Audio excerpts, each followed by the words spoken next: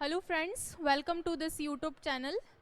अभी जो हमारी सीरीज स्टार्ट हो रही है वो आरएस के लिए स्टार्ट हो रही है, आरएस फोर्थ पेपर के लिए।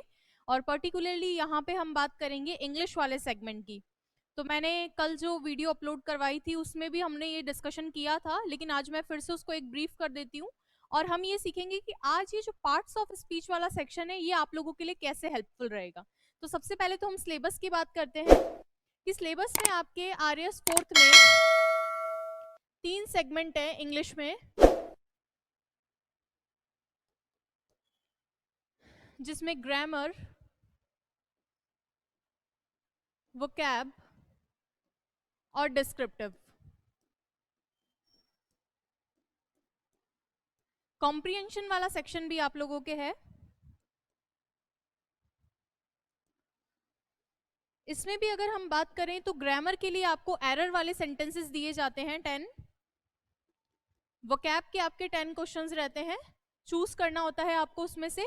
और अगर मैं कॉम्प्रिहेंशन की बात करूं तो एक पैसेज आपको देखने को मिलेगा एग्जाम में, एक प्रेसी आपको देखने में मिलेगा और एक ट्रांसलेशन। डिस्क्रिप्टिव वाले सेगमेंट में एक पैराग्राफ, एक लेटर रिपोर्ट में चॉइस और एक थीम राइटिंग। हम सारी ही चीजों को करेंगे, लेकिन ये सब चीजें पढ़ने से पहले हम लोगों के लिए पार्ट्स ऑफ स्पीच को जानना बहुत ज्यादा जरूरी है। जरूरत क्या है पार्ट्स ऑफ स्पीच को पढ़ने की, क्यों हम पार्ट्स ऑफ स्पीच पढ़ रहे हैं, या यहीं से इंग्लिश की शुरुआत क्यों होती है। अगर मैं बात करूं आप लोगों से, तो कोई भी सेंटेंस, या इंग्लिश में हम लोग ये सोचते हैं कि एक पैराग्राफ है। मान लीजिए आप लोग कोई न्यूज़पेपर पढ़ रहे हो, पूरा एक उसके अंदर आर्टिकल आया है, तो वो आर्टिकल सेंटेंसेस से मिलकर बना है और उसमें छोटे छोटे सेगमेंट होंगे, सेंटेंसेस होंगे। और अगर मैं बात करूं उस पर्टिकुलर सेंटेंस की, तो उस सेंटेंस को भी हम और फर्दर ब्रेक कर सकते हैं। यानी पूरा आपका एक पैराग्राफ है, उस पैराग्राफ को पहले तो मैं अलग अलग सेंटेंस में ब्रेक कर सकती हूँ, है ना। सेंटेंस को भी फिर मैं पार्ट्स ऑफ स्पीच में ब्रेक कर सकती हूँ। तो हम कहें तो पार्ट्स ऑफ स्पीच सबसे स्मॉल यूनिट हो सकती है, किसी भी सेंटेंस की, पैराग्राफ की सबसे छोटी यूनिट है। और उस यूनिट से हम आइडेंटिफाई कर पाते हैं कि इसका ये पार्ट्स ऑफ स्पीच है। और जब हमें पार्ट्स ऑफ स्पीच के बारे में पता होता है, तो हम लोग जब भी कोई फ्रेमिंग करेंगे, जैसे आगे आप लोग करोगे ट्रांसलेशन करोगे, तो आपको जब पार्ट ऑफ स्पीच पता होगा तो इजीली ट्रांसलेट कर पाओगे। और इसके साथ आप भी जितने भी थीम, पैराग्राफ वगैरह लिखोगे, इनमें भी आपको काफी हेल्प मिलेगी। और आपकी जो एरर होती है, मेन एरर, जब सेंटेंस बना ही इनसे है तो एरर यही होगी। तो इन पे काम करना ज्यादा जरूरी है। तो कोई भी एग्जाम आप दे रहे हो, या फिर इंग्लिश का फंडामेंटल्स भी आपको सीखना है कि हमें बेसिक इंग्लिश के बारे में जानना है, तो ये स्टार्ट यहीं से हम लोगों को करना होता है। चलिए, अब अगर हम चेक करें तो सबसे पहले पार्ट्स ऑफ स्पीच के बारे में हम देखते हैं कि कितने पार्ट्स ऑफ स्पीच हमारे सामने हो सकते हैं। तो पार्ट्स ऑफ स्पीच तो कई सारे हो सकते हैं, ठीक है। जो हम मेनली पढ़ेंगे उनमें नाउन, एडजेक्टिव, वर्ब, ठीक है। इसके अलावा प्रोनाउन पढ़ेंगे, हम कंजंक्शंस पढ़ेंगे, इंटरजेक्शंस पढ़ेंगे। तो ये सारे पार्ट्स ऑफ स्पीच आपको वन बाय वन करवाए जाएंगे। इंपॉर्टेंस मैंने आपको बता दी है कि सारे सेंटेंसेस इन्हीं से मिलकर बने होते हैं, और जब सेंटेंस होते हैं तभी पैराग्राफ बनता है। तो आप लोगों के लिए काफी ज्यादा हेल्पफुल रहेगा। चलिए, अब अगर हम सबसे पहले बात करें तो नाउन की बात यहाँ पर आती है। बचपन से लेकर आज तक हमने हजारों बार हजार भी शायद मैं ज्यादा बोल रही हूँ, लेकिन स्कूल में हम जब भी जाते थे तो फर्स्ट सेशन में नाउन को ही इंट्रोड्यूस किया जाता था। और एक बहुत घिसी पिटी सी लाइन मान सकते हैं हम कि उसी को हमें एक बार बार बताया जाता था कि ठीक है, कोई भी प्लेस है, कोई भी पर्सन है, उसको हम क्या बोलेंगे, नाउन बोलेंगे। कोई भी थिंग है, उसको हम क्या बोलेंगे, नाउन बोलेंगे। लेकिन फिर भी आज भी हमें अगर आइडेंटिफाई करने को बोले, यानी पहचानने को बोले कि मैं 4-5 वर्ड्स लिख दूं आपके सामने और मैं आपको बोलूं कि इनमें से पहचानो नाउन कौन सा है, तो स्टिल हमें प्रॉब्लम आती है। जैसे मैं आपको पूछ लेती हूँ एक बेसिक सा वर्ड कि ब्यूटी है, क्या ये नाउन है क्या? सिंप्लिसिटी है, क्या ये नाउन है क्या? ये कुछ ऐसे वर्ड्स हैं जो नाउन है, लेकिन पहचानने में हमें दिक्कत हो सकती है। फिर एक चीज आती है कि कुछ स्टूडेंट्स भी ये भी सोचते हैं कि हाँ ठीक है, हमने पढ़ा था कि भाववाचक संज्ञा कुछ होती है, तो वैसी सी बात है, हो सकता है ये वही हो। लेकिन फिर भी हमें इसको आइडेंटिफाई करने में प्रॉब्लम आती है। तो क्या तरीका हो सकता है कि हम इसको इजीली आइडेंटिफाई कर पाए? क्यों? क्योंकि नाउन से ही चीजें बनी हुई है ना। और आगे भी जो चीजें आएंगी, आप सब्जेक्ट और ऑब्जेक्ट के प्लेस पे नाउन को बिठाओगे, तो नाउन जानना बहुत ज्यादा जरूरी है। तो नाउन की अगर मैं बात करूं तो आइडेंटिफिकेशन इसका बहुत इजी हो जाता है, बस आपको समझने की कोशिश करनी है। हमारे यूनिवर्स में जितनी भी चीजें, मैं बात कर रही हूँ कि हमारे यूनिवर्स में जितनी भी चीजें हैं जो व्हाट का रिप्लाई देती है, किस चीज का, व्हाट का रिप्लाई देती है या हु का रिप्लाई देती है, और ऑब्जेक्ट के प्लेस पे हुम का भी दे सकती है। हमारे यूनिवर्स में जितनी भी चीजें जो व्हाट का या हु का रिप्लाई देती है उनको हम क्या बोलते हैं, नाउन बोलते हैं। जैसे मान लीजिए मेरे ऊपर फैन चल रहा है, तो मैं आपसे पूछ सकती हूँ ना, व्हाट इज दिस, ये क्या है, तो आप बोलोगे ये फैन है, तो रिप्लाई मिल रहा है ये क्या है, ये फैन है। तो क्या मैं कह सकती हूँ फैन नाउन है? बिल्कुल मैं कह सकती हूँ फैन क्या है, नाउन है। इसी तरीके से मान लीजिए यहाँ लाइट जल रही है, ठीक है, तो लाइट है मेरे आसपास, या मैं बोल देती हूँ एलईडी बल्ब, ये क्या है, तो आप लोग बोलोगे ये एलईडी बल्ब है, तो क्या ये नाउन हो सकता है? बिल्कुल नाउन हो सकता है। फिर अगेन एक क्वेश्चन आता है, रमेश, ये कौन है? आप बोल सकते हो ये कौन है ना, ये कौन है, तो हु का रिप्लाई मिल रहा है ये रमेश है, तो अगेन मैं नाउन को आइडेंटिफाई कर लूंगी। तो बेसिक डेफिनेशन तो यही है कि जो भी चीजें व्हाट, हु या हुम ऑब्जेक्ट प्लेस पे इनका रिप्लाई देती है उसको हम क्या बोलते हैं, नाउन बोलते हैं। ठीक है, ये चीज मैं आपको भी लिखवाऊंगी भी। और नेक्स्ट अगर मैं बात करूं और हम इसको आइडेंटिफाई कैसे कर सकते हैं सिंपल वर्ड्स में, तो सिंपल वर्ड्स में इसका आइडेंटिफिकेशन भी मैं लिख देती हूँ, इसको आप जरूर ध्यान रखना।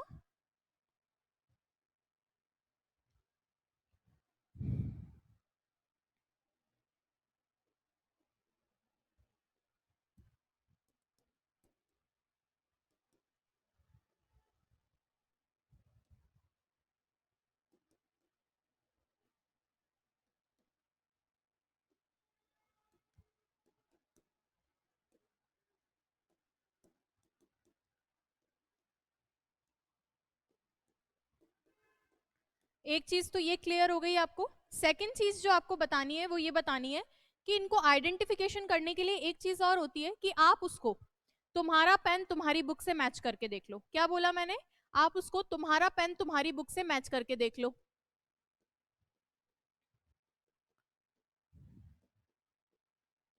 क्यों? क्योंकि पेन और बुक आप खुद ही क्या है, नाउन है, और इनसे हम कंपेयर करके चेक कर रहे हैं।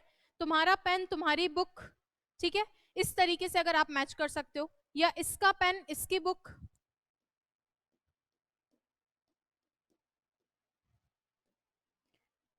मेरा पेन मेरी बुक, पॉजेसिव डिटर्मिनर के साथ में। अभी मैंने पॉजेसिव डिटर्मिनर बोला है तो इसको भी मैं आप लोगों को एक्सप्लेन करूंगी, लेकिन अभी आपको ध्यान में ये रखना है कि जो भी वर्ड्स व्हाट, हु, हुम का रिप्लाई दे वो नाउन होते हैं। और इनको बेटर वे में आप कैसे आइडेंटिफाई कर सकते हो, तुम्हारा पेन तुम्हारी बुक, इसका पेन इसकी बुक, मेरा पेन मेरी बुक, तो ये चीजें इसके लिए हो सकती है। चलिए, तो ये तो बात हुई मोटे तौर पे। स्टिल जो चीज आपको याद रखनी है वो यही याद रखना है कि जो व्हाट, हु और हुम का रिप्लाई दे वो क्या है, नाउन है। तो पहली चीज तो ये। सेकंड चीज जो हमें ध्यान में रखनी है वो ये रखनी है कि ये यूज कहाँ पे आएंगी। ठीक है, वर्ड को हमने आइडेंटिफाई कर लिया कि ये नाउन है, लेकिन इसको हम काम में कहाँ पे ले, तो उसका प्लेस भी चेक करते हैं कि नाउन कहाँ पे यूज होता है। तो नाउन आपके यूज होता है सब्जेक्ट के प्लेस पे,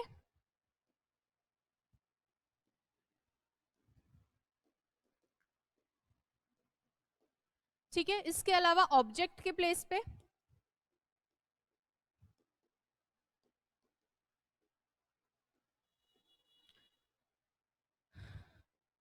इसके अलावा नाउन ऑफ आइडेंटिटी में।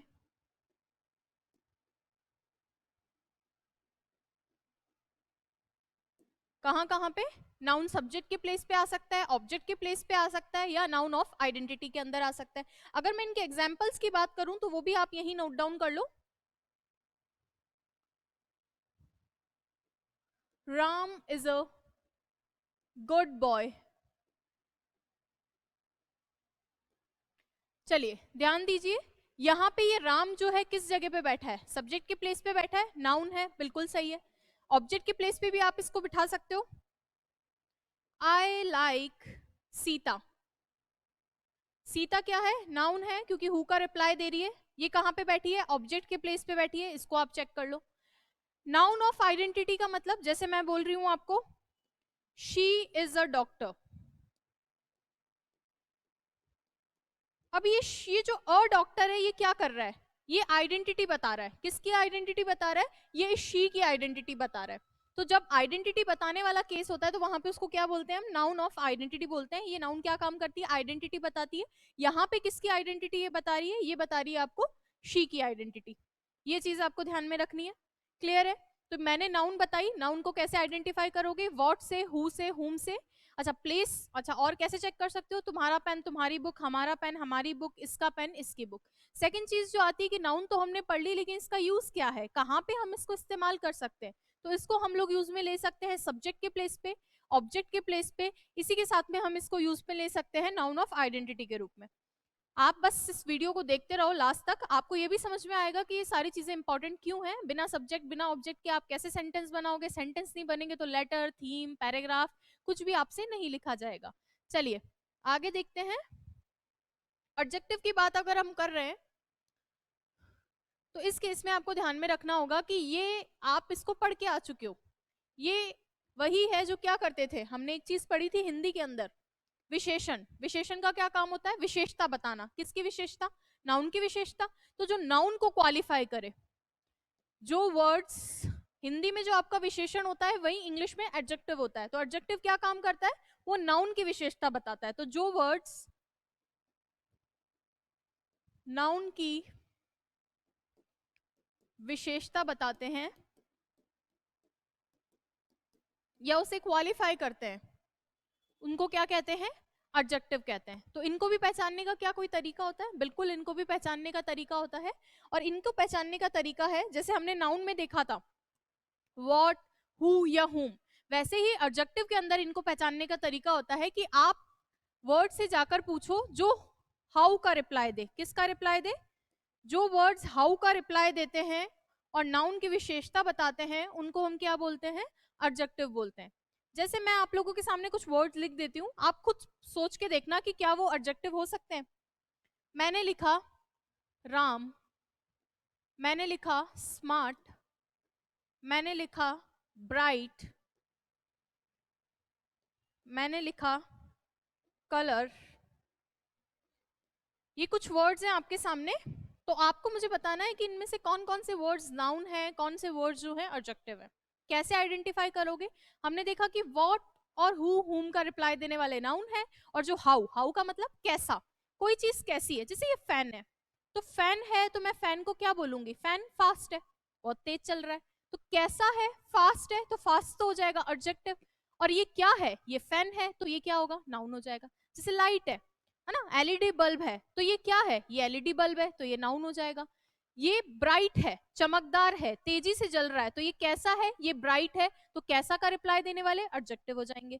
तो यहाँ देखो ये कौन है, हु का रिप्लाई दे रहा है, तो हु के रिप्लाई देने की वजह से हम इसको क्या बोलेंगे, ये नाउन हो जाएगा। नेक्स्ट है स्मार्ट, ये कैसा है, हाउ का रिप्लाई दे रहा है, तो ये क्या हो जाएगा, एडजेक्टिव। ये कैसा है, ब्राइट है, हाउ का रिप्लाई दे रहा है, अगेन एडजेक्टिव। और ये क्या है, ये कलर है ना, ये कलर कैसा है, ब्राइट है, ये कलर कैसा है, ब्राइट है क्या, ये कलर है, तो कलर नाउन।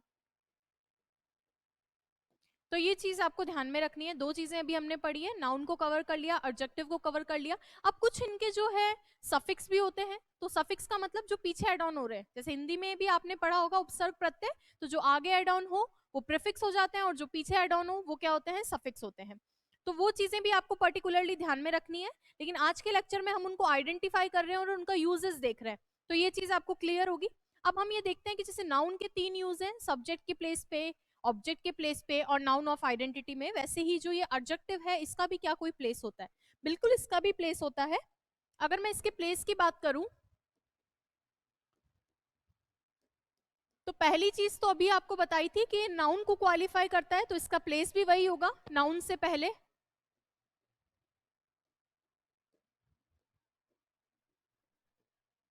और सेकंड बी के बाद, बी वर्ब के बाद।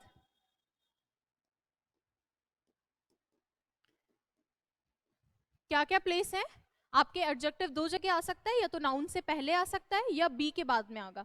अब दोनों का हमें एग्जाम्पल भी देखना पड़ेगा।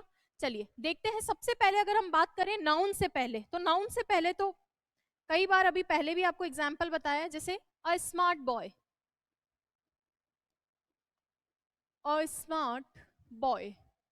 बॉय क्या है? नाउन है, एडजेक्टिव है। ये कौन है? ये बॉय है। हु का रिप्लाई दे रहा है तो ये नाउन हो जाएगा। अच्छा, स्मार्ट कौन है? ये स्मार्ट क्या है भाई? ये कैसा है? लड़का कैसा है? स्मार्ट है, तो ये क्या हो जाएगा? एडजेक्टिव हो जाएगा। और ए आपके यहाँ पे आर्टिकल है ही। तो ये अगर ये एडजेक्टिव है तो किससे पहले आ रहा है? नाउन से पहले आ रहा है। यही हमने प्लेस बताई है कि नाउन से पहले आएगा क्या? एडजेक्टिव। और ये नाउन को क्वालिफाई करता है। सेकंड मैंने बोला कि बी वर्ब के बाद। अच्छा, ये बी वर्ब की कुछ फॉर्म्स होती हैं, वो भी हमें ध्यान में रखनी है। बी वर्ब की फॉर्म्स आपको ध्यान में रखनी है। इनके बाद में भी एडजेक्टिव आ सकता है, उसका भी अभी हम एग्जांपल चेक करेंगे। पहले हम बी वर्ब के फॉर्म्स जो है उनको लिख लेते हैं।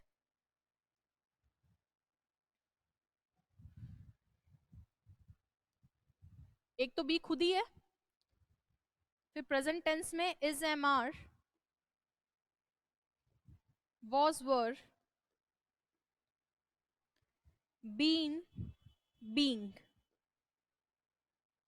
ये चीजें आपको ध्यान में रखनी है। इनके बाद में क्या आ सकता है? इनके बाद में आपका एडजेक्टिव आ सकता है। अच्छा, इनका भी हमें एग्जाम्पल देखना पड़ेगा। एग्जाम्पल देख लेते हैं, कोई दिक्कत नहीं है। जैसे ही इज स्मार्ट, या शी इज लॉयल। क्या ये बी है? बिल्कुल ये बी है। क्या इसके बाद में एडजेक्टिव है? बिल्कुल स्मार्ट एडजेक्टिव है, तो बी के बाद में आ गया। अब इनमें से कुछ भी आ रहा हो उसके बाद में एडजेक्टिव आ सकता है। एक चीज और ध्यान में रखना कि बी के बाद में अगर एडजेक्टिव आता है तो कभी कभी कुछ एडजेक्टिव वर्ब की थर्ड फॉर्म से भी बनते हैं।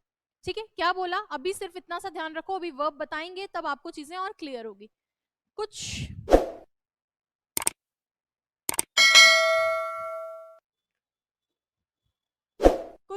एडजेक्टिव वर्ब थर्ड फॉर्म से बनते हैं।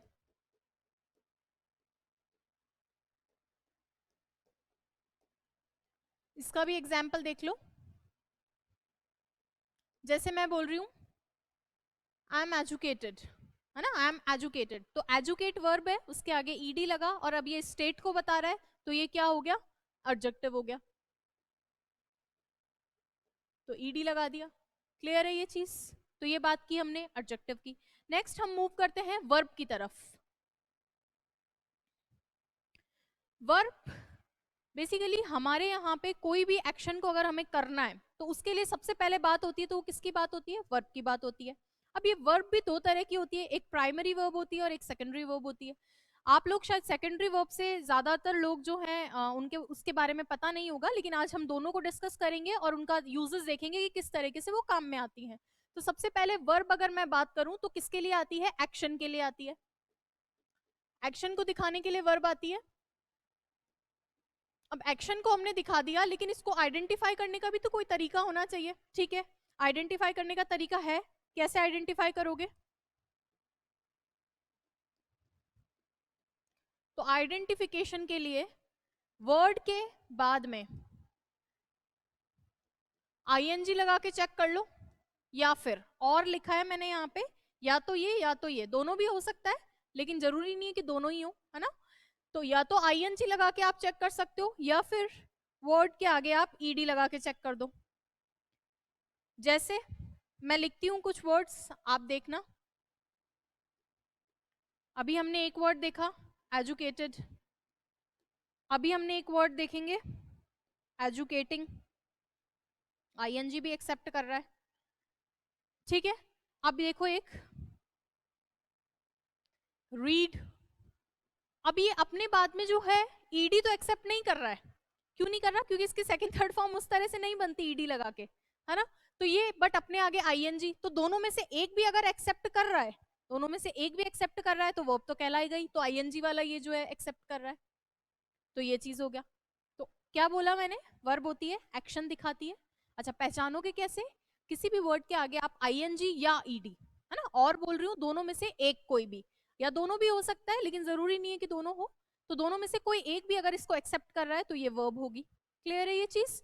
चलिए नेक्स्ट अगर मैं बात करूं तो वर्ब के लिए भी तो हमारे पास कुछ होना चाहिए ना, कि प्राइमरी वर्ब है, सेकेंडरी वर्ब है, उनका क्या यूज रहता है, कहाँ पे वो यूज होती हैं। चलिए चेक करते हैं। सबसे पहले प्राइमरी वर्ब्स,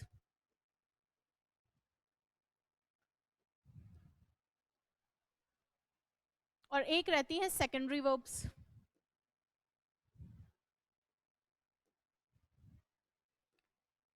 और एक आपने हेल्पिंग वर्ब्स भी पढ़ी होंगी।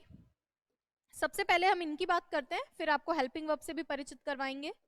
अगर मैं प्राइमरी वर्ब्स की बात करूं तो जनरली जो वर्ब आप देखते हो, जो हेल्पिंग वर्ब के बाद में या मॉडल वर्ब के बाद में, ये मॉडल है एम से, मॉडल वर्ब के बाद में या हेल्पिंग वर्ब के बाद में जो आपकी वर्ब लगती है वो क्या है, यहाँ पे प्राइमरी वर्ब है।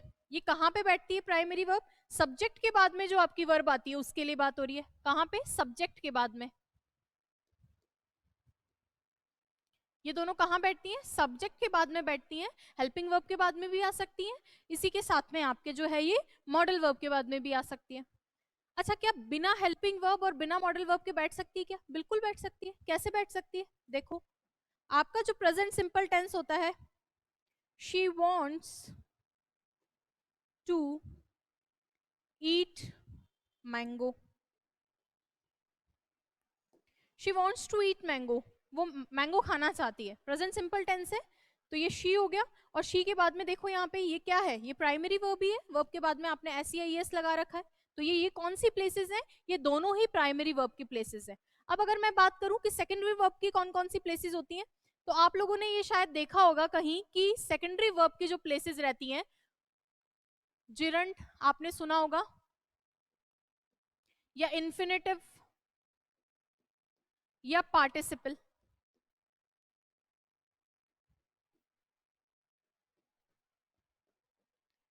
क्या है ये तीनों चीजें? इनको एक बारी देख लो। सबसे पहले जिरंड, फिर इन्फिनेटिव, फिर पार्टिसिपल। जिरंड की क्या फॉर्मेट रहती है? जिरंड रहता है आपका वर्ब के साथ में, वर्ब फर्स्ट के साथ में आईएनजी। इन्फिनेटिव क्या रहता है आपका? इन्फिनेटिव रहता है टू प्लस वर्ब की फर्स्ट फॉर्म। ये नीचे जो वन लिख रखा है ये फर्स्ट फॉर्म के लिए लिख रखा है। अच्छा, पार्टिसिपल दो तरीके से हो सकते हैं, एक तो वही वर्ब फर्स्ट के साथ आईएनजी लग रखा हो, या फिर अगर पैसिव पार्टिसिपल है तो वर्ब फर्स्ट के साथ में ईडी आगे लगा हुआ होता है, तो ईडी वाला पार्टिसिपल, तो उसको पैसिव पार्टिसिपल बोलते हैं। तो ये सारी सेकेंडरी वर्ब्स होती हैं। अच्छा, ये सेकेंडरी नाम से ही पता चल रहा है कि कहाँ पे यूज में आएंगी, ये सेकेंडरी प्लेस पे यूज में आऊंगी। सेकेंडरी प्लेस कौन सी होती है? कि एक अगर सेंटेंस, जैसे यहीं पे ही देख लो, ये एक मैंने सेंटेंस लिखा है, यहीं पे दोनों वर्ब्स आपको बता देती हूँ, ध्यान देना एक बारी। जो पहले जगह जो वर्ब आपको देखने को मिल रही है, शी के बाद में, सब्जेक्ट के जस्ट बाद में, प्राइमरी वर्ब क्या थी? सब्जेक्ट के बाद में जो आपकी फर्स्ट वर्ब बैठती है जो प्राइमरी वर्ब होती है, तो यहाँ पे जो इस सब्जेक्ट के बाद में जो वर्ब बैठी हुई है ये हमारी प्राइमरी वर्ब है, वांट। इसके बाद में देखो टू के बाद में अगेन वर्ब फर्स्ट। ईट क्या है? ईट वर्ब है क्या, या ईट एडजेक्टिव है, या ईट नाउन है? कैसे पता चलेगा? अच्छा, ईट को चेक करके देख लो, वॉट का जवाब दे रहा है कि ईट, ये क्या है? ईट, ईट का मतलब तो खाना होता है, ये क्या है? खाना है ना, तो ये खाना खाने वाला खाना है, फूड की बात नहीं हो रही है।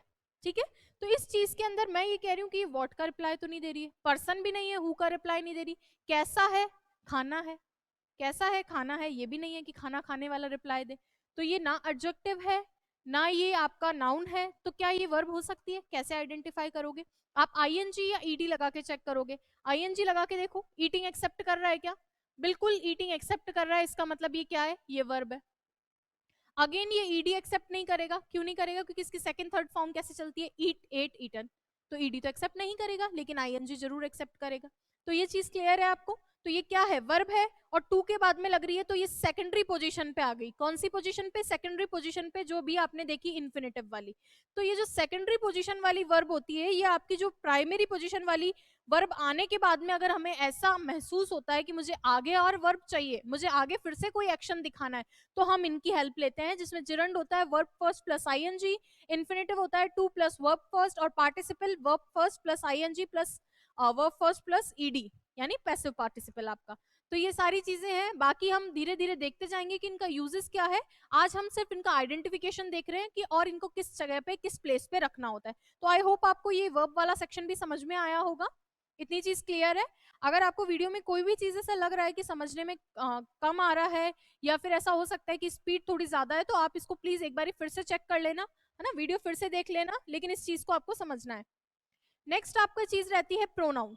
देखो इसके नाम में ही लिख रखा है नाउन, तो इसका कुछ ना कुछ नाउन से रिलेशन तो होगा ही, है ना। प्रोनाउन का नाउन से क्या रिलेशन रहता है? तो ये वो वर्ड्स हैं जो नाउन के प्लेस पे काम में आ सकते हैं। कौन से वर्ड्स हैं? ये वो वर्ड्स हैं जो नाउन के प्लेस पे काम में आ सकते हैं।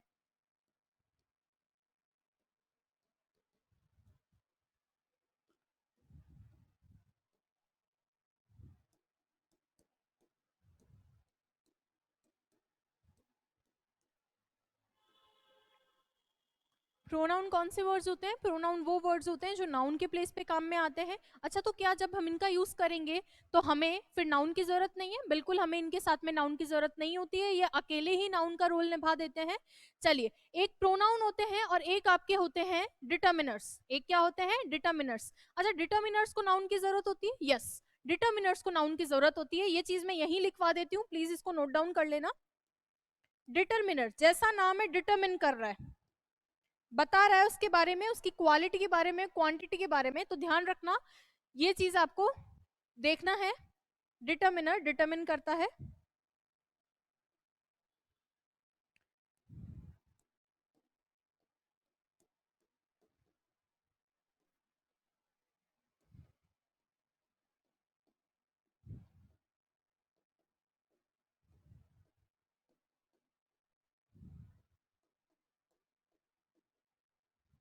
इनके साथ में आपको नाउन की जरूरत होती है, जबकि प्रोनाउन के साथ में नाउन की जरूरत नहीं है, क्योंकि वो नाउन की जगह पर ही काम में आ रहे हैं। क्लियर है इतनी बात? चलिए आगे देखते हैं कि प्रोनाउन कितने टाइप के हो सकते हैं और उनको कहाँ कहाँ पे यूज कर सकते हैं। तो ध्यान दीजिए, यहाँ लिख रखा है प्रोनाउन शैडो ऑफ नाउन। बिल्कुल सही है, प्रोनाउन किसकी शैडो है? नाउन की शैडो है, क्योंकि नाउन के ही प्लेस पे अपन उसको काम में ले रहे हैं। सबसे पहले लिख रखा है कि सब्जेक्टिव केस। सब्जेक्टिव केस मतलब कि सब्जेक्ट के प्लेस पे अगर हमें अपने नाउन को चेक करना है तो कौन कौन से नाउन आ सकते हैं। और आगे क्या लिख रखा है? ऑब्जेक्टिव केस, कि ऑब्जेक्ट के प्लेस पे नाउन कैसे कैसे आएगी। नेक्स्ट है आपका पजेसिव डिटर्मिनर, फिर है पजेसिव प्रोनाउन, फिर है रिफ्लेक्सिव प्रोनाउन। अच्छा, अब आगे हम ये देखते हैं कि ऑब्जेक्ट के प्लेस पे अगर नाउन आती है तो ऑब्जेक्ट के प्लेस पे तो नाउन भी आ सकती है, प्रोनाउन भी आ सकती है, लेकिन पता कैसे चलेगा कि ऑब्जेक्ट बनाना है तो हम क्या नाउन को लेकर आए, कैसे नाउन को लेकर आए। तो एक छोटा सा कॉन्सेप्ट और रहता है, वो मैं आपको एक बारी समझा देती हूँ, उसके बाद में हम इस पे फिर से आएंगे। तो जैसे अभी आपको वर्ब बताया था कि प्राइमरी वर्ब्स होती हैं और एक कौन सी वर्ब्स होती हैं? Secondary verbs. तो वो जो क्लासिफिकेशन था कि एक प्राइमरी और एक सेकेंडरी, वो तो उनकी पोजीशन को लेकर था। पोजीशन मतलब स्थिति को लेकर कि इनको यूज कहाँ पे करना है। लेकिन ये वाला जो वर्ब का क्लासिफिकेशन है, ये मैं आपको बता रही हूँ कि इनके टाइप किस तरीके से होता है। और टाइप कौन से बेसिस पे? इनके एक्शन के बेसिस पे, कि ये किस तरह का काम कर रही है, उस बेसिस पे टू टाइप्स होते हैं। एक होता है आपका ट्रांजिटिव वर्ब,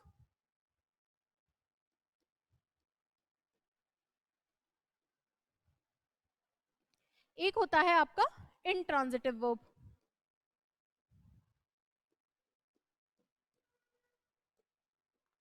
क्या बोला मैंने? एक ट्रांजिटिव वर्ब है और एक आपका इंट्रांजिटिव वर्ब है। अच्छा, दोनों में कुछ डिफरेंस होता है? डिफरेंस तो होता ही है, तभी तो अलग चीज है। हिंदी में भी हमने इन चीजों को पढ़ा होगा, सकर्मक क्रिया और अकर्मक क्रिया। तो सकर्मक मतलब जिसमें कर्म साथ में हो, कर्म साथ में हो मतलब कर्म को इंग्लिश में बोलते हैं आपने ऑब्जेक्ट। इसमें ऑब्जेक्ट क्या होता है? साथ में होता है। अच्छा, इसमें ऑब्जेक्ट नहीं होता क्या? ऑब्जेक्ट हो सकता है, साथ में नहीं होता, तो कैसे होता है अभी बताएंगे आपको। जो आपकी ट्रांजिटिव वर्ब रहती है, ट्रांजिटिव वर्ब में हम याद रखते हैं टीओ। क्या याद रखते हैं? टीओ। टीओ का मतलब है कि आपकी ट्रांजिटिव वर्ब है और उसके बाद में ऑब्जेक्ट रहेगा। ट्रांजिटिव वर्ब है, उसके बाद में क्या रहेगा? ऑब्जेक्ट रहेगा, यानी ट्रांजिटिव वर्ब का ऑब्जेक्ट हमेशा उसके साथ में ही रहता है। दूसरी तरफ हम देखते हैं इनट्रांजिटिव वर्ब। तो इनट्रांजिटिव वर्ब में या तो ऑब्जेक्ट आएगा ही नहीं, या तो ऑब्जेक्ट आएगा ही नहीं, हमें जरूरत ही नहीं है ऑब्जेक्ट की।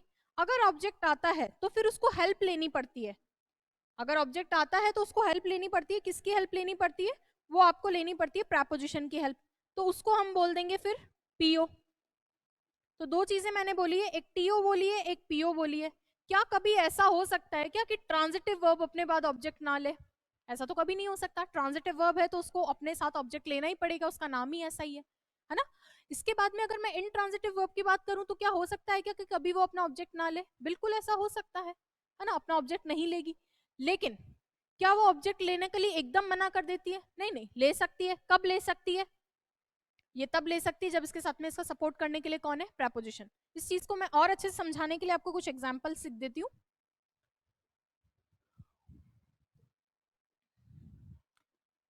I am holding या I am having 2 kids।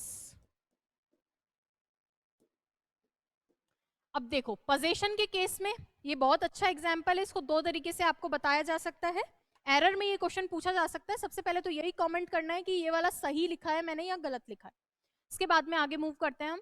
तो सबसे पहली चीज तो कि ये हैव, आप लोगों ने इसको पता नहीं पहले देखा है या नहीं देखा है, लेकिन हैव भी आप लोगों का दो जगह पे आ सकता है। एक तो हेल्पिंग वर्ब और एक आपका मेन वर्ब। तो ध्यान रखना ये चीज हमेशा कि ये जो हैव होता है इसका जनरली कंटिन्यूअस नहीं बनता। क्या बोला मैंने? इस हैव का कंटिन्यूअस नहीं बनता। किस केस में नहीं बनता? पोजीशन के केस में। पोजीशन मतलब कोई चीज जो मेरी है, बच्चे तो मेरे अपने ही होंगे, तो कोई चीज जो मेरी अपनी है उस केस में इस हैव का क्या नहीं बनता? इसका कंटिन्यूअस नहीं बनता। बहुत अच्छा क्वेश्चन है, एग्जाम में आ सकता है, इस चीज को आपको ध्यान में रखना है। अच्छा, एक हैज हैव और आपने पढ़ा होगा, कहां पे पढ़ा है? हेल्पिंग वर्ब में पढ़ा होगा, परफेक्ट टेंस में। और इसका क्या विशेषता रहता है कि ये अपने बाद में वर्ब की थर्ड फॉर्म लेता है। क्या हमेशा ऐसा होता है? बिल्कुल हाँ, हमेशा ऐसा होता है। अच्छा, मेन वर्ब की तरह जब हैव आपका हैव काम में लेता है तो क्या हैज आ सकता है? क्या सिंगुलर फॉर्म बनने के लिए आ सकता है क्या? अच्छा, एक चीज और कि ये मेन वर्ब बनता है तो ये किस तरह से काम करता है? पास्ट में हैड बन जाता है, बिल्कुल बन जाता है। क्या आईएनजी लेगा? कब नहीं लेगा? जब आपका पोजीशन का केस है। क्या इसमें पोजीशन वाला केस है? बिल्कुल केस है पोजीशन वाला। कैसे पता चला? ये दो बच्चे किसके हैं? मेरे अपने ही है। तो आई हैव 2 किड्स। तो ये बहुत अच्छा क्वेश्चन था, इसको आप जरूर चेक करना एक बारी। नेक्स्ट चीज जो हम देख रहे थे वो ये देख रहे थे कि क्या इसके बाद में ऑब्जेक्ट सीधा बैठ रहा है क्या? इस 2 को एक बारी आप भूल जाओ, ये तो बस डिटर्मिनर है, डिटर्मिन कर रहा है नंबर को। कितने बच्चे हैं? 2 बच्चे हैं। इसको अगर मैं भूल जाती हूँ तो मैं ये देख रही हूँ कि हाँ सीधा ऑब्जेक्ट बैठ रहा है। इसी के साथ में एक चीज और आप चेक करो, आई एम स्लिपिंग।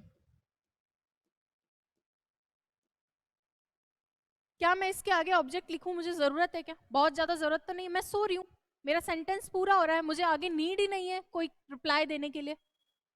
तो जब मैं इसको नीड ही महसूस नहीं कर रही हूँ तो ये मेरी किस तरह की वर्ब हो जाएगी? इंट्रांजिटिव वर्ब हो जाएगी। तब भी कोई दिक्कत नहीं आनी चाहिए। तो डिफरेंस सिर्फ इतना सा समझना है कि ट्रांजिटिव वर्ब्स वो वर्ब्स होती हैं जो अपने बाद में डायरेक्ट ऑब्जेक्ट लेती है और उन्हें हम क्या बोलते हैं? टीओ। इंट्रांजिटिव वर्ब को ऑब्जेक्ट की जरूरत नहीं है, जैसे यहाँ पे आप देख सकते हो। और अगर मुझे जरूरत महसूस होती है तो मैं किसकी हेल्प लूंगी? मैं प्रेपोजिशन की हेल्प लूंगी, जिसे हम बोल देंगे पीओ। तो आगे मैं ये टर्मिनोलॉजी इस्तेमाल करूंगी, इसीलिए आपको यहीं पे इसको इंट्रोड्यूस कर दिया। तो ये चीज क्लियर होगी। अब वापस चलते हैं हम वहां पे जिसके लिए हमने ये इतनी सारी चीजें समझी है। चलिए ध्यान दीजिए, हमने स्टार्ट किया था कि ये प्रेपोजिशन को किस तरीके से ऑब्जेक्ट के साथ में काम में लेंगे। तो प्रोनाउन के लिए हमने क्या बोला कि वो शेडो ऑफ नाउन होती है। शेडो ऑफ नाउन क्यों होती है? क्यों? क्योंकि वो नाउन की जगह पे ही काम में आ रही है। फिर हमने देखा कि इसके कुछ सारे टाइप्स होते हैं, कुछ सब्जेक्ट के प्लेस पे बैठेंगे, कुछ ऑब्जेक्ट के प्लेस पे बैठेंगे। तो हम जब ऑब्जेक्ट के केस पे आए थे तभी हमें पीओ की जरूरत पड़ी। सबसे पहले सब्जेक्ट के प्लेस पे देखो, आई। आई किसके लिए आता है? खुद के लिए आता है, मैं के लिए आता है। अब अगर मुझे इसको ऑब्जेक्ट के केस पे ले जाना हो तो ऑब्जेक्ट के केस पे लिए मैं क्या यूज करूंगी? मी यूज करूंगी। और ये यहाँ पे ऑब्जेक्ट के केस पे आप मुझे ये बताओ कि मी के साथ में फिर मुझे नाउन की जरूरत है क्या? नहीं जरूरत है। क्या आई के साथ में मुझे नाउन की जरूरत है? नहीं जरूरत है। क्यों ये जरूरत नहीं है हमें? क्योंकि ये अपने आप में नाउन की जगह बैठ रहे हैं तो इन्हें साथ में नाउन की जरूरत नहीं है। लेकिन मैंने एक चीज आपको पीछे लिखवाई थी कि डिटर्मिनर को नाउन की जरूरत होती है, क्योंकि वो डिटर्मिन करेगा ही किसको? वो नाउन को ही डिटर्मिन करेगा। कैसे? जैसे आगे देखो लिख रखा है पजेसिव डिटर्मिनर। पजेसिव डिटर्मिनर में मैंने लिखा माय, मेरा। मेरा मेरा मेरा मेरा क्या? आगे बताना पड़ेगा। तो जो भी चीज है तो ये क्या है? नाउन है। तो ये डिटर्मिनर को अपने बाद नाउन की जरूरत होती है। अच्छा, मुझे, मुझे तो मुझे को तो कंप्लीट सेंस दे रहा है, तो ये तो हो गया प्रोनाउन। दो वर्ड है, एक प्रोनाउन है जिसे नाउन की जरूरत नहीं होती है, एक डिटर्मिनर है जिसे नाउन की जरूरत होती है क्योंकि वो उसी को ही डिटर्मिन करने का काम करता है। इनको बोल के आप चेक भी कर सकते हो। चलिए आगे है आपका पजेसिव प्रोनाउन, और यहाँ पे सब्जेक्ट और ऑब्जेक्ट दोनों की प्लेस पे। देखो यहाँ पजेसिव डिटर्मिनर है, यहाँ पजेसिव प्रोनाउन है, दोनों में डिफरेंस ध्यान से देखना। डिफरेंस वही है जो बताया कि डिटर्मिनर को अपने बाद में नाउन चाहिए, पजेसिव प्रोनाउन कंप्लीट सेंस देता है। माइन, माइन मतलब मेरा, जैसे मान लीजिए दिस पेन इज माइन, मेरा है मतलब ये अपने आप में कंप्लीट सेंस दे रहा है। This pen is mine, pen लिखने की जरूरत नहीं है, माइन के अंदर पेन अपने आप आ चुका है। लेकिन जब मैं माई लिख रही हूँ तो माई अकेला नहीं आएगा, इसके बाद में मुझे पेन लिखना पड़ेगा। तो ये क्या है, आपके पॉजिटिव प्रोनाउन है जिन्हें आगे नाउन की जरूरत नहीं होती है, क्योंकि प्रोनाउन का मतलब ही है कि नाउन की जगह बैठेगा। आगे आ जाओ आप, रिफ्लेक्सिव प्रोनाउन। ये रिफ्लेक्सिव प्रोनाउन है, नाम से पता चल रहा है रिफ्लेक्शन शो करते हैं। किस पे करेंगे, जो कह रहा है उसी पे करेंगे। अगर मैं बोल रही हूँ आई बोल रहा है तो माई सेल्फ खुद पे ही करेगा। तो रिफ्लेक्सिव प्रोनाउंस क्या होते हैं, जो खुद ही पे ही रिफ्लेक्शन दिखाते हैं। तो ये हो गया आपका माई सेल्फ। क्लियर है ये चीज। चलिए सेकेंड आप देखते हैं वी। क्या ये भी प्रोनाउन है? बिल्कुल ये भी प्रोनाउन है ना, हम के लिए यूज होता है, तो ये भी नाउन के प्लेस पे काम में आता है। बहुत सारे लोग हैं, हम हैं, एक ग्रुप है, तो उसके लिए हम क्या यूज कर सकते हैं, वी। अच्छा ऑब्जेक्ट प्लेस पे हम इसको क्या बोलेंगे, वी का क्या ऑब्जेक्ट प्लेस पे बनेगा, ये अस बनेगा। क्या ये टेबल याद करनी है क्या? अरे बिल्कुल याद करनी है। ट्रांसलेशन करोगे कैसे भाई? हमारा मकसद आरएस फोर्थ पेपर अगर पास करना है तो उसके लिए हमें वर्ड्स पे कमांड होनी चाहिए, तभी हम सेंटेंसेस पे जाएंगे और तभी हम लोग लेटर वगैरह लिख पाएंगे। तो ये चीजें तो आपको ध्यान में रखनी चाहिए, है ना। तो इसको आपको याद करना है कि ऑब्जेक्ट केस में क्या बनेगा, अस। लेकिन लोड नहीं लेना है क्योंकि आगे बताया जाएगा कि किस तरीके से सेंटेंस बनेंगे। नेक्स्ट है आर। आर क्या है, हमारा, हमारा, हमारा, हमारा क्या आगे बताना पड़ेगा, हमारा पेन, हमारी बुक, हमारा घर। तो ये चीजें यहाँ पे आप देख सकते हो। इसके बाद में ये हमारा के बाद में मैंने यहाँ पे पेन लिखा है, ये क्या दिखा रहा है कि ये डिटर्मिनर है, और डिटर्मिनर को अपने बाद में क्या चाहिए, नाउन चाहिए होता है। नेक्स्ट है आपका पजेसिव प्रोनाउन, ये होता है आर्स। अब इस आर्स में देखो आगे लिखा हुआ नहीं है, क्या नहीं लिखा हुआ है, कोई नाउन नहीं लिखी हुई है, तो पता चल गया मुझे ये क्या है, पजेसिव प्रोनाउन है। और प्रोनाउन है तो इसे आगे नाउन देने की बिल्कुल भी जरूरत नहीं होती है। आगे देखिए रिफ्लेक्सिव प्रोनाउन। अगर मैं रिफ्लेक्सिव प्रोनाउन की बात करूं तो आर सेल्फ, अगेन रिफ्लेक्सिव मतलब रिफ्लेक्शन होगा, किस पे होगा, खुद पे ही होगा, तो आप ये इस्तेमाल कर सकते हो। चलिए अब आगे वाले हम फटाफट से देख लेते हैं। जैसे यू है सब्जेक्ट केस में, इसका ध्यान रखना, ऑब्जेक्ट केस में भी यू का यू ही रहता है। पॉजिटिव डिटर्मिनर योर हो गया, और आपका पॉजिटिव प्रोनाउन योर्स हो गया, और खुद पे वापस रिफ्लेक्शन दिखाना है तो योर सेल्फ। ये चीजें आपको एज इट इज याद रखनी है क्योंकि यही आपको ट्रांसलेशन में हेल्प करेंगी। नेक्स्ट है आपका कुछ और बच गए हैं, जैसे ही का हिम, ऑब्जेक्ट केस में पॉजिटिव डिटर्मिनर हिज, और इसके अलावा पॉजिटिव प्रोनाउन भी हिज होता है। तो ये चीज भी आपको ध्यान रखनी है क्योंकि ये जल्दी से हिट नहीं करेगी। जैसे हमने देखा था योर का योर्स होता है, जैसे आर का आर्स होता है ना, आई का क्या होता है, माइन होता है, उस तरीके से इसका हिज ही रहता है। क्या, पॉजिटिव प्रोनाउन। क्या प्रोनाउन को अपने बाद में नाउन चाहिए? अरे नहीं चाहिए। क्या डिटर्मिनर को अपने बाद नाउन चाहिए? बिल्कुल चाहिए। तो ये दो स्टेटमेंट तो आपको एकदम नहीं भूलना है। इससे डायरेक्ट क्वेश्चन आ सकता है कि हो सकता है कि पॉजिटिव प्रोनाउन माइन पेन लिख दे, एरर में माइन पेन लिख दे, तो ये सीधा सीधा गलत हो जाएगा। उस चीज को आप एरर में इजीली आइडेंटिफाई कर सकते हो, इसलिए मैं इन चीजों को बार बार आपको बता रही हूँ। इसके बाद में रिफ्लेक्सिव प्रोनाउन में हिमसेल्फ हो जाएगा। नेक्स्ट है शी, हर, और उसके बाद में हर्स। यहाँ देखना यहाँ हिज ही था, अरे इस हिज के अंदर एस आई गया तो इसके बाद में एस लगा के क्या करते, इसलिए इसको नहीं लगाया। चलिए हर्स हो गया, और खुद पे वापस लाना है तो हर सेल्फ।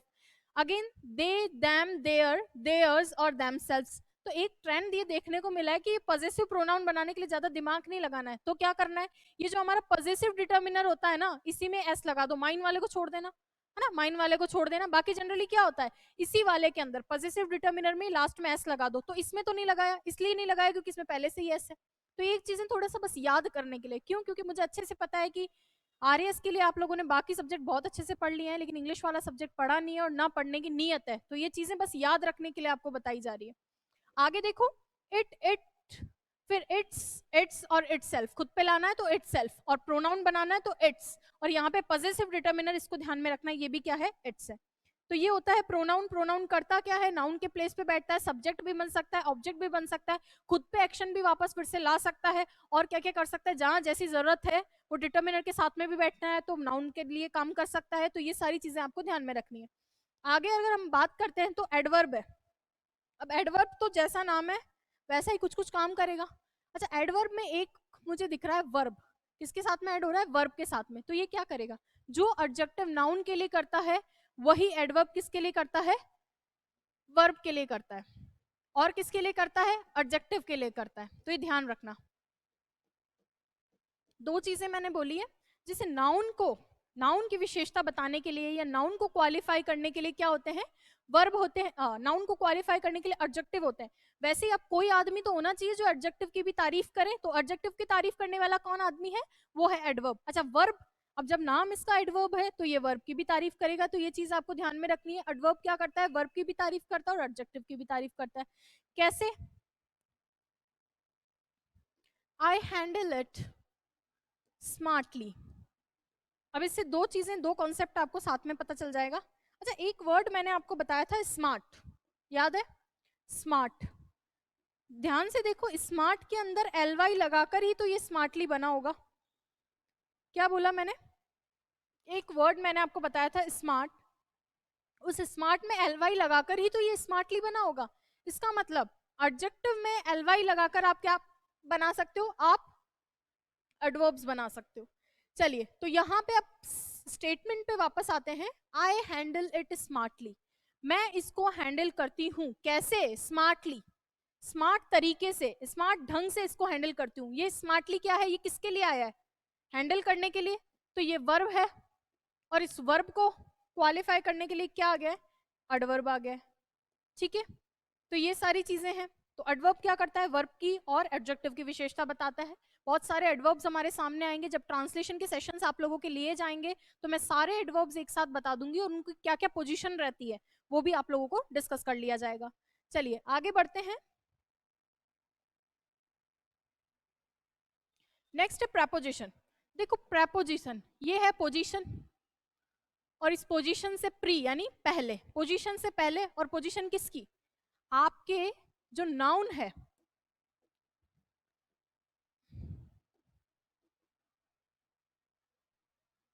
आपके जो नाउन है उससे पहले की पोजीशन पे बैठ रहे हैं कौन? प्रेपोजिशन।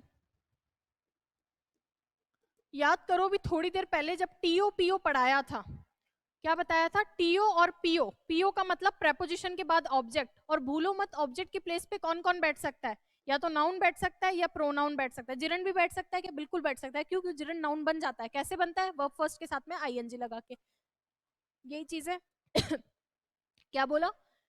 आपका प्रेपोजिशन होता है, प्रेपोजिशन के बाद में ऑब्जेक्ट बैठ सकता है। प्रेपोजिशन क्या करता है? लिंक है। ये क्या होता है? ये भाई जोड़ने का काम करता है। लिंक है, जोड़ने का काम करता है नाउन से, नाउन को जोड़ने का काम करता है। एक सेंटेंस है, उसमें मुझे दो चीजों को लिंक करना है, जोड़ना है, तो ये क्या कर देगा? जोड़ने का काम कर देगा। कैसे कर सकते हो? मैंने बोला दो नाउन को जोड़ रहा है, दो सेंटेंस को नहीं। तो इस चीज को आप यही मार्क कर लेना। दो सेंटेंस को जोड़ने वाले व्यक्ति भी आगे आएंगे, उनसे भी आपको मिलना है। लेकिन यहाँ पे मैंने दो नाउन को जोड़ने के लिए ये सेंटेंसेस के अंदर आपकी हेल्प करता है। कैसे? एक एग्जाम्पल देखना।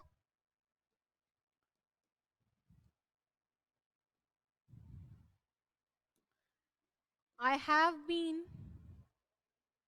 waiting here.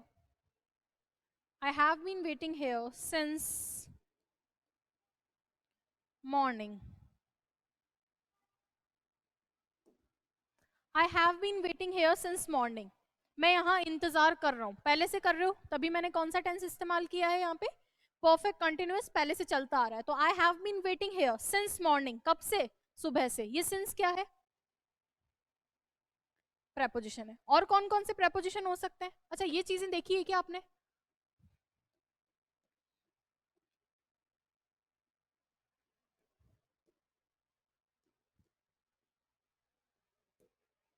ये कहीं ना कहीं तो देखे ही होंगे। ये सारे क्या हैं? लिंक है, अटैच करते हैं, नाउन को नाउन से जोड़ने का काम करते हैं। तो ये सारे क्या हैं? प्रेपोजिशन है। ऐसे भी खूब सारे हैं, खूब सारों को इस्तेमाल कैसे करना है खूब सारे तरीकों से, वो भी आपको बताया जाएगा ट्रांसलेशन की क्लासेस में। आज हमारा मकसद है कि इनको आइडेंटिफाई करें, इनको पहचान तो ले कि ये चीजें क्या है। नेक्स्ट अगर मैं बात करूं तो कंजंक्शन होते हैं। क्या करेंगे? जंक्शन, जंक्शन जानते हो क्या? जंक्शन क्या होता है? जहां पे ट्रेन आके मिलती है। तो यहाँ पे ट्रेन तो नहीं आएंगी, तो क्या आएंगे? सेंटेंसेस आएंगे, सेंटेंसेस मिलेंगे। यानी दो सेंटेंसेस को अगर आपको कनेक्ट करना है तो ये कंजंक्शन क्या करते हैं? कनेक्ट करने का काम करते हैं। नाउन नहीं बोला है मैंने, सेंटेंस बोला है। एग्जाम्पल भी देख लो इसका। आई like her because she is innocent. मैं उसे पसंद करती हूँ, क्यों? क्योंकि वो कैसी है? इनोसेंट है। अच्छा, आपको दो सेंटेंसेस दिख रहे हैं क्या इसमें? पहला सेंटेंस है I like her, sentence number 1। Then we have conjunction, और सेंटेंस नंबर 2 है हमारा शी इज इनोसेंट। दो सेंटेंस है। पहला सेंटेंस है कि मैं उसको पसंद करती हूँ, दूसरा सेंटेंस है क्यों पसंद कर रही हूँ भाई? क्यों? क्योंकि वो कैसी है? इनोसेंट है। तो ये क्या कर रहा है? दो सेंटेंस को जोड़ रहा है, तो ये क्या हो जाएगा? कंजंक्शन हो जाएगा। कई बार अच्छे से फंसा देते हैं एरर वाले क्वेश्चन के अंदर। कैसे फंसा देते हैं कि प्लेस है ही नहीं कंजंक्शन की, दो सेंटेंस है ही नहीं, लेकिन फिर भी वहां पे एक कंजंक्शन बिठा देते हैं, तो वो एरर है। उसको आपको इजीली आइडेंटिफाई करना है कि आपको ये चेक करना है कि नाउन को कनेक्ट कर रहे हो। नाउन को कनेक्ट करना है तो प्रेपोजिशन की हेल्प लोगे, और अगर मुझे सेंटेंसेस को कनेक्ट करना है तो किसकी हेल्प लोगे? कंजंक्शन की हेल्प लोगे। ये भी खूब सारे हैं, ठीक है ना?